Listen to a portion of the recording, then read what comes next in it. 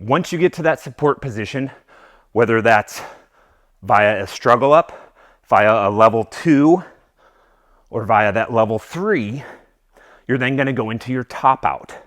You don't want to do all that work to get here and then have a sloppy, slow way of getting up. The top out is that last little piece of the climb up. I don't consider it a true climb up unless you do top out. The top out is not only about getting on top of the wall, but if I need to, getting on top of the wall and being able to immediately run out of it. With the top out, it's very similar to a Kong up, except instead of having both feet on the ground, getting my butt high, I have to get that butt height through pushing down and into the wall, very similar to that climb up, along with a heel drive. The heel drive is really important. You want to make sure you have taut muscles and you want to drive the heel. You don't want to bend your knee. If I'm bending my knee, I'm dispersing the power. So making sure that my muscles are taut, my muscles are tight, and I'm shortening my hamstring while driving my heel. That'll start to give you an explosive lift. I still want to achieve that butt floating sensation. The higher my butt is, the easier it is to get my feet on top. Also, the more I drive as my butt's on its way up, since it's my center of gravity, I don't weigh as much and it's easier to push the box away to get my feet on top. With the Kong up, feeling that butt floating sensation, my hands are on the box. I'm going to be in that support position, elbows locked out, nice stacked joints, and I'm just going to jump my butt in the air. I'm going to jump and stick my butt back. So I jump, stick my butt out. You're generating power in the hips. So I'm not just jumping, but I'm actually jumping and sticking my butt back. I keep my feet underneath me. So I'm jumping, butt high in the air. It's not that action there. From there, as I jump my butt high, I then bring my knees to my chest.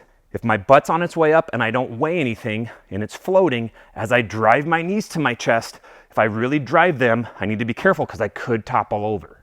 So I want to make sure I'm good control in my hands. I'm going to push the box away to get my feet on top. If I put my hands further out, I have less risk of hitting my shins. I'm leaving more space for my feet. But also, as I jump my butt, if my hands are way out here, as I jump my butt up, I'm already kind of over top of the box, so there's less risk of me hitting here. So as I'm practicing this, putting my hands out further, jumping my butt up, bringing my knees to my chest, and then pushing the box away to end up on top. One of the exercises we do to help gain strength through the hips and that core is the half cat. The half cat, feet on the wall, butt nice and high, engaging your core. That's going to build strength here so that as I go to jump my butt in the air and I push back, I have the strength to engage my core and hold that position. It makes it more explosive, which is going to make it easier to get on top.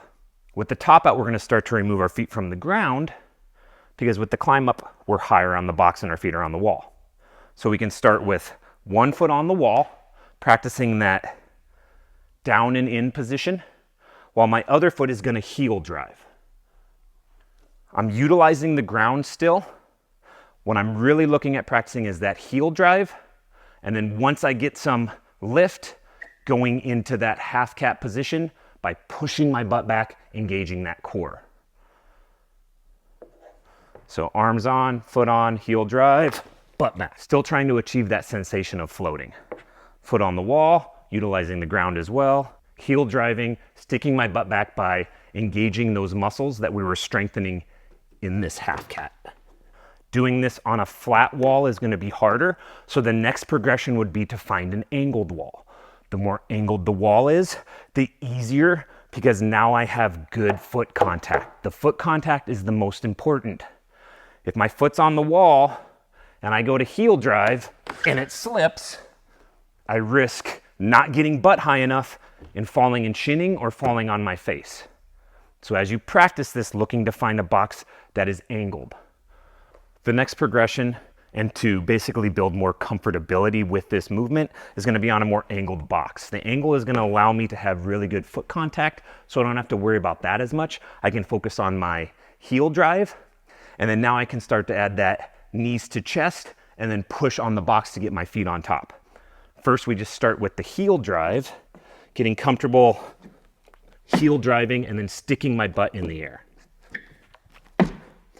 From there, I'm going to heel drive, stick my butt in the air, bring my knees to my chest. Again, achieving that sensation of floating. From there, we're going to then push the box away, end up on top.